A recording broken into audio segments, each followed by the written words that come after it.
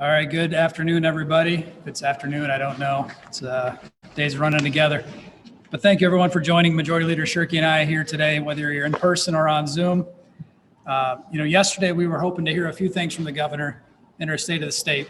And one of the most important things I wanted to hear was the spirit of cooperation that just hasn't existed since this pandemic has began. I wanted to hear how the governor was going to finally work with the legislature to heal and open this state. And I wanted to hear elements of a solid, fact and science-based reopening plan with goals and targets and strategies that would guide us and allow us to measure our successes. I was glad to hear the governor say she wanted to work in a bipartisan manner. That's what the people of this state are hungry for. They're tired of political bickering. So I look forward to her new spirit of cooperation. But she still has no plan. The governor spent a lot of time patting herself on the back last night for successes we can't measure and for things that happened nearly a year ago. But a leader's role is to look ahead, to have a vision and to translate that vision to a plan. And that's what she needs to do. The people of Michigan want desperately. If she's not hearing that, then she's not listening. But we in the legislature are listening. And we've created a plan that's a start and that we hope she can agree with so we can move this state forward.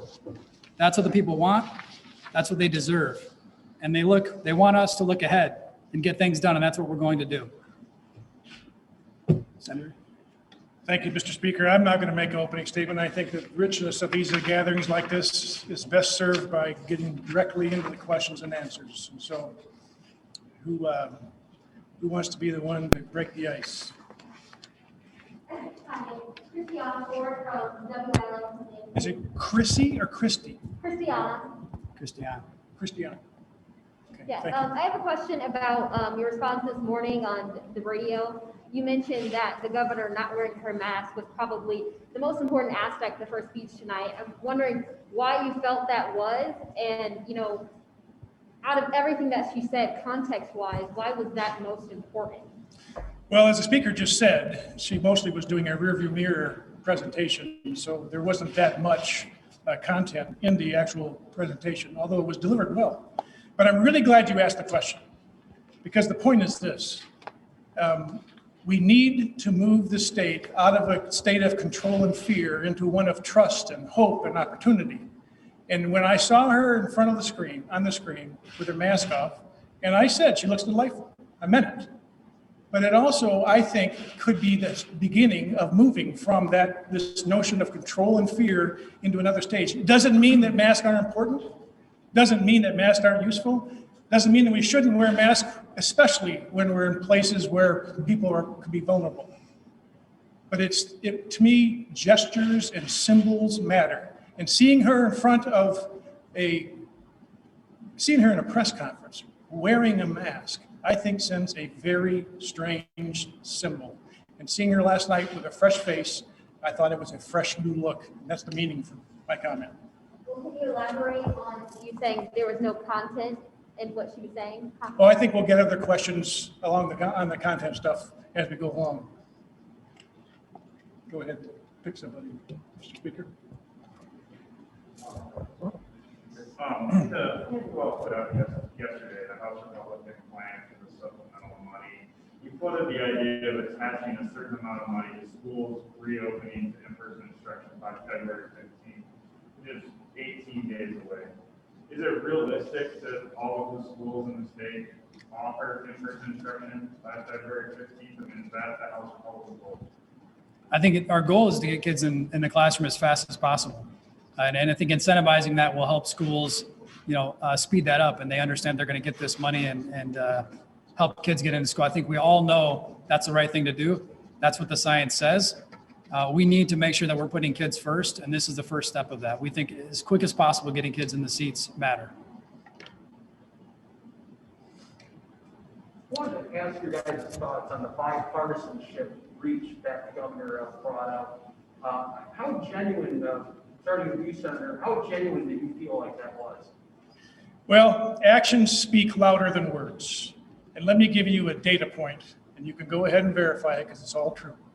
Since March 13th of last year, I've been invited to one conversation with the governor but invited to many presentations. The point being this: you can't govern, you can't acknowledge input from others by doing one-way, one-sided presentations. It requires a conversation. And so that's been her actions. Now, if she changes all of a sudden, that'll be fantastic. And when I get a phone call or a text message or an email or a call to the staff that says, I'd like to invite the senator to have a conversation, not to a presentation, that'll be a big telltale sign for me.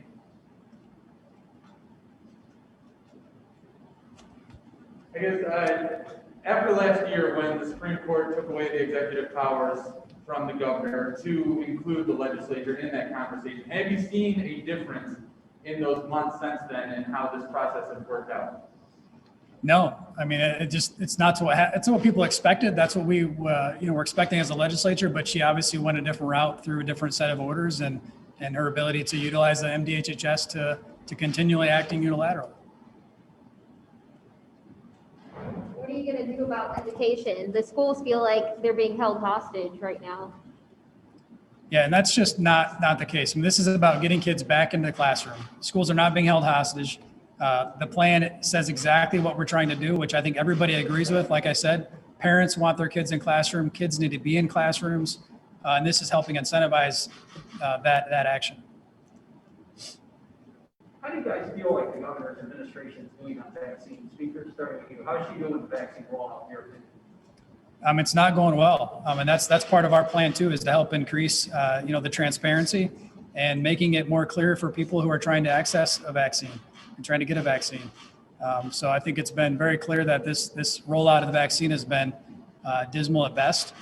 And I think it's important that, we focus on vaccine rollout and vaccine distribution. That's what our plan does.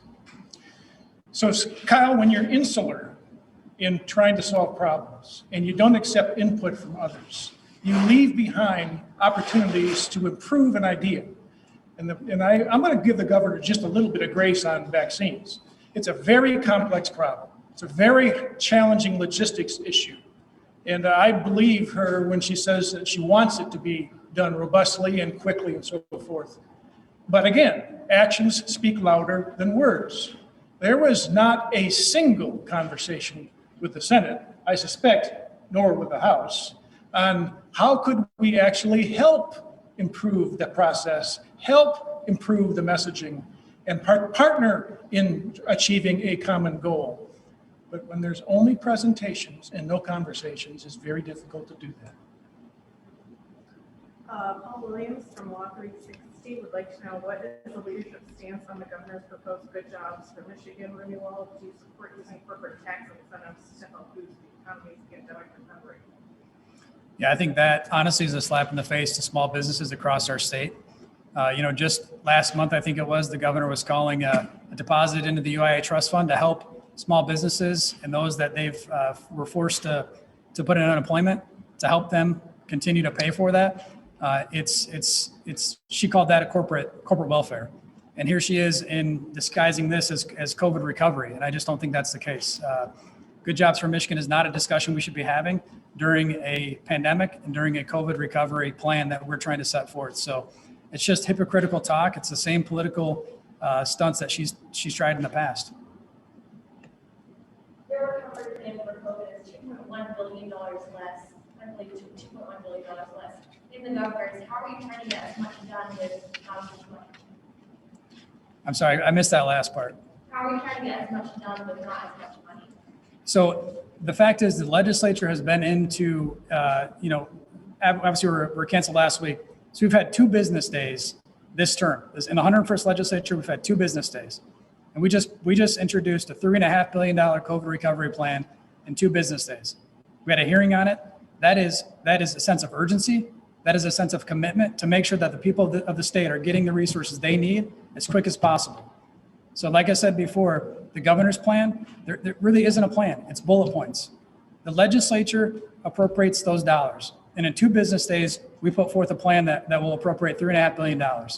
That's a high sense of urgency. And to me, it's kind of corny, I think disingenuous to characterize it as you did, and assuming that the rest of the money may not be, there needs to be time put into it, thought put into it. And so nobody's suggesting that it's going to be finite to that. more to consider. Regarding the budget, the appropriation towards vaccines and testing was, in Rep. Albert's plan is brought up. It's going to be appropriated quarterly. So it's like 22 million per quarter, 144 million for vaccines. And the reason for that was to provide oversight, was in his press release over how these things are done. What specific levers of oversight would you need to see in order to feel confident to continue giving out that quarterly appropriation for the plan? Yeah, that's exactly what it is. It's about oversight, efficiency, accountability, the administration, which is stuff that we have not seen. In her plan, there is no accountability, there is no oversight or efficiencies, even just transparency in the plan. It's confusing. She added another category before the first category even was a chance to get finished. People are confused about who can get it, who can't. And so we want to make sure that we're looking at that each and every step of the way so we can improve when necessary. Again, we want to be a part of that process. I think we can add value to that process, and that's what the chair is trying to do. One of the most important responsibilities of the legislature is oversight. And oversight can be viewed as being punitive, or what I choose to view it as and characterize it as, it's an opportunity to improve processes. It's an opportunity to learn from what you've done in the past and improve it going forward. So there's, again, you always find what you're looking for. I probably will say that more than once today. You always find what you're looking for. If you're looking for it to be a punitive action, that's precisely what you'll find. But this oversight can be a very good thing.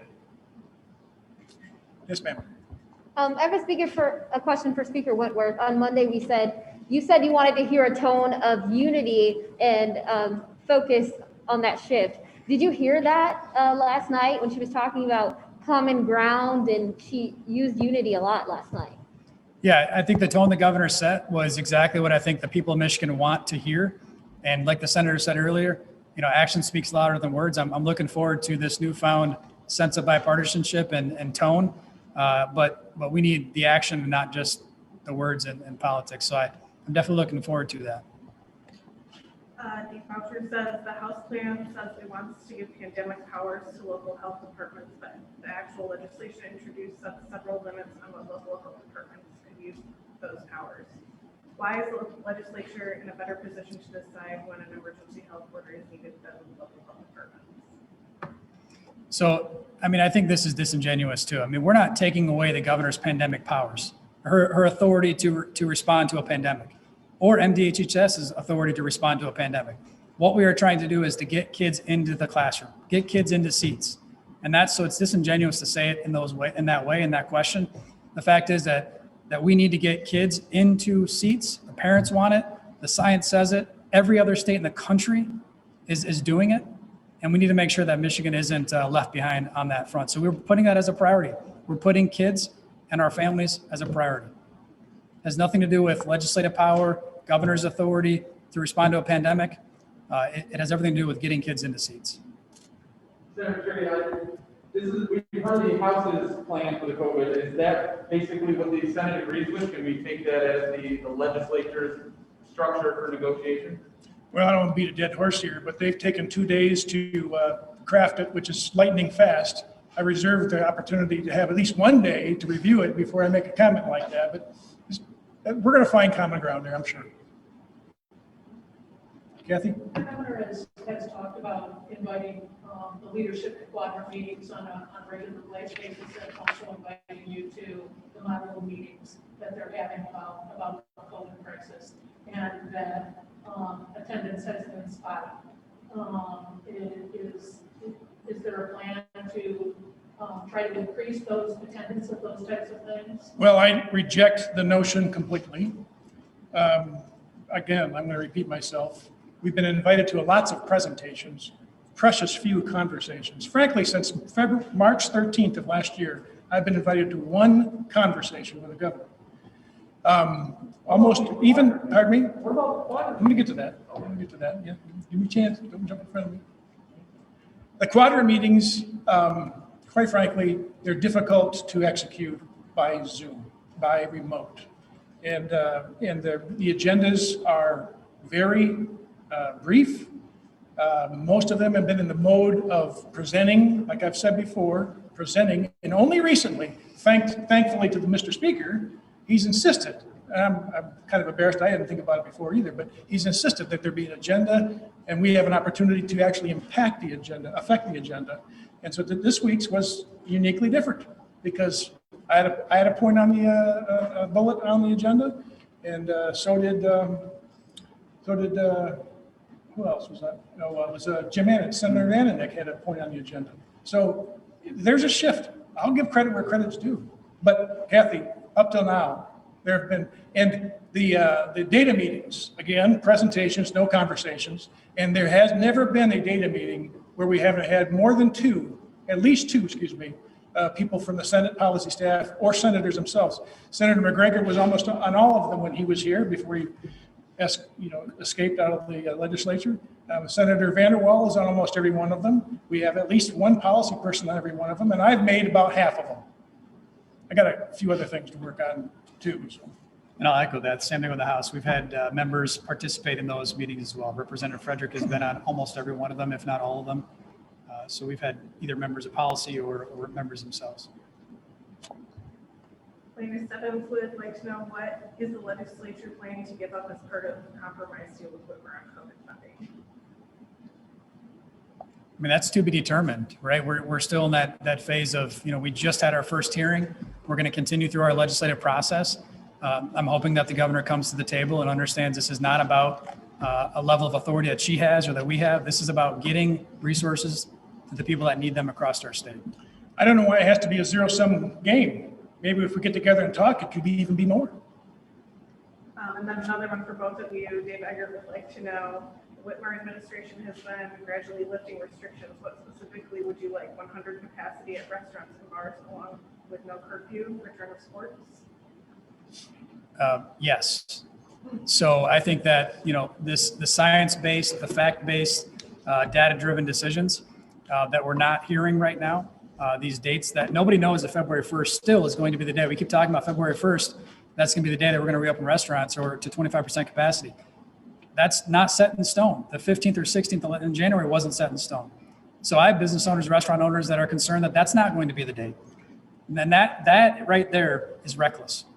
That these restaurant owners and people that are staples in our community, that are family owned businesses that have people that in the community that work for them, their own family, they consider in most cases, it's reckless, it's cruel.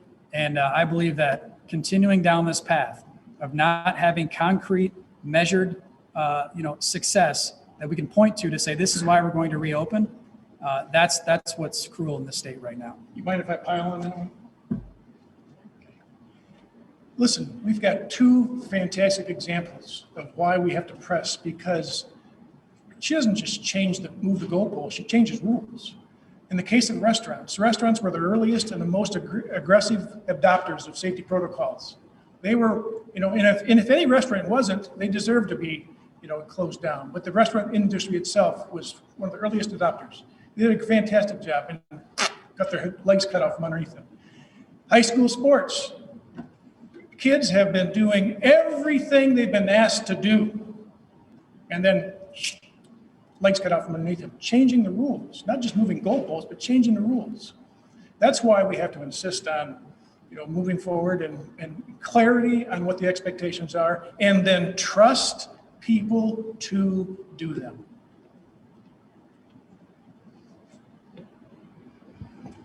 Just to follow up on that, and one other question. So if you two were in charge right now, you all would allow 100% capacity at restaurants. And secondly, you blocked 13 appointments yesterday from the governor. Has anything changed from yesterday to today that will allow you to let these appointments go through, or will you continue blocking appointments? Yesterday's actions on appointments was a purposeful political gesture, not a gesture to score points, but a gesture to make a point. And until this governor stops acting unilaterally and invests in and encourages and invites in the legislature to be part of most of these decisions, not all, but many, then we're relegated to using the tools that are available to us through our Constitution and our statutes. And that was just one of them. But I don't want you to miss the point. That wasn't done to score political points. It was done to make a point. And to your question regarding opening restaurants, that was the other part. What about it? You know, here's something I can't resolve. On one hand, you specify 25% capacity. On the other hand, you say, but the table's got to be 6 foot apart. Well, if it got to be 6 foot apart, why do you have to have a capacity constraint? Put as many tables as you can, 6 foot apart, and forget the capacity constraint. Would I like that if I was a restaurant owner? No, but it'd be a whole lot better than arbitrarily deciding, not based on science or data. I hope you ask me about that later. This is all about arbitrary decisions. Couldn't have said it better. I don't think any restaurant, at least in my district, is asking to open up 100% capacity. They've already taken the precautions, in the last year to make sure that they can open safely and provide the service safely. So many of them took these precautions prior to even having any restrictions at all. And this is about a personal responsibility. So it's not about saying, do I support 100% reopening? It's about giving business owners the opportunity to survive, giving restaurants opportunities. 25% capacity, restaurants aren't going to open at 25% capacity unless they've already had, a particular following for carryout or something like that. They can open 1 or 2 tables in a small restaurant. But other than that, I just don't see restaurants magically opening up on the 1st, if we keep that date. The governor now, she's going to be going on tour around the state for the Fixing the Jam Road Ahead tour, sorry.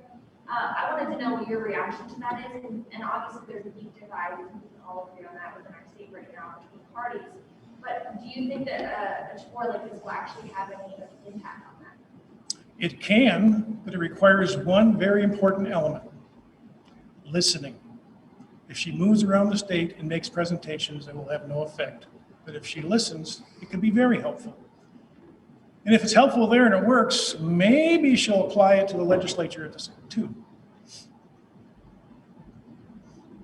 I wanted to ask about one of the priorities, Speaker, that you put forward was this FOIA transparency initiatives that have made it through the House twice and it hasn't made it through the Senate. And I was wondering, just for a question for both, what about the legislation needs to be written in a certain way in order for it to finally kind of make it after the last 2 times kind of fizzled out? You can start it off. Yeah. So for me, we're definitely putting ethics reform at the top of our list in the House. That will be a part of the package. And I'm the type of leader that's starting with a clean slate, right? So the introduction of the legislation will be negotiated, will be thought out, and it'll go through the legislative process. But we're not pre-baking things from last term. We're going to start fresh and we're going to move through the process. I think we owe that to our members, allow them to have input. We have a great new class of freshmen coming in, both on the R side and the D side, and I'm encouraged by their willingness to work together, not just on ethics, but on other things. So I'm excited to see what kind of legislation they come up with. And I'll give you an example of one thing that would cause heartburn in the Senate. Just an example. I'm not saying that's going to be in or out. I really don't know because we haven't talked about it yet. But I'm pretty dug in on opposition to financial disclosures of senators and representatives. I think that's fodder for you to go after people, and it's unnecessary. We already have rules in place for eliminating conflicts of interest, and I haven't had anybody show me whether those rules have been spoiled or breached in my 10 years, frankly. So I think that's just an example. But in the terms of the spirit and intent of transparency, all in.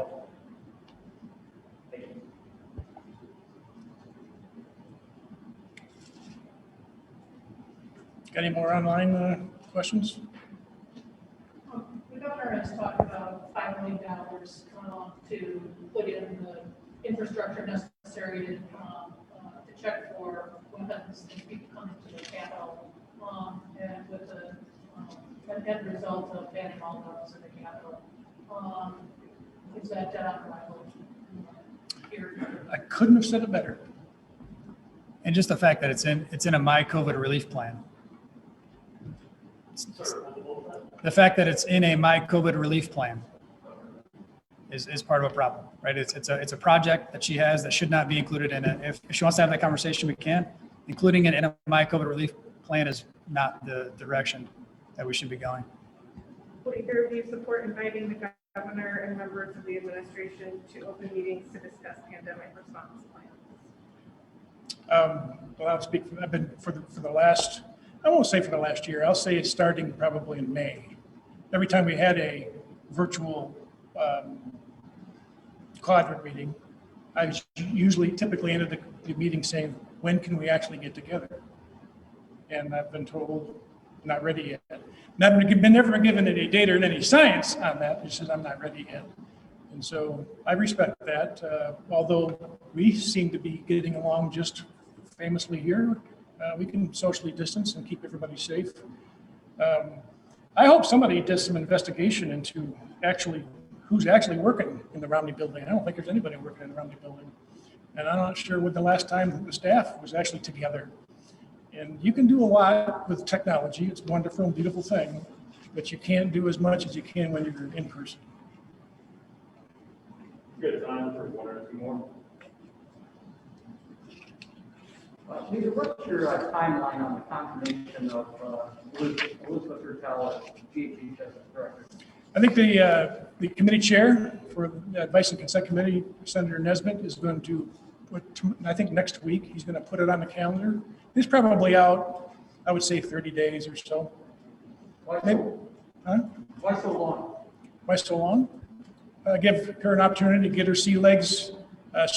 We know exactly the kinds of questions we're going to ask her. We want her to know those questions we're going to ask her and give her a chance to get her sea legs and study what's happened. So it's an appropriate thing to do. For both of you, you mentioned that the governor should not include renewal of good jobs, tax incentives in COVID relief plan. But separately from that, are you supportive of renewing the program? Whitmer says it's helpful to attract large-scale business expansion. Yeah, I'm just not willing to have the conversation as a part of my COVID relief plan. I think it's what she had talked about prior to as a corporate handout is exactly what she's trying to put into this plan now. And I think we can have the discussion later. We can have the conversation later, but not as part of my COVID relief plan. And my response to that is this. When we actually can talk to each other, I think 95% of the time, we should be able to arrive at a common definition of a problem or an opportunity to exploit if you're talking to each other. And once we arrive at the definition of the problem we're trying to solve or the opportunity we're trying to exploit, then we can start talking about solutions. And they may be very different. But I guarantee you, when you're talking about different solutions, it almost always results in improving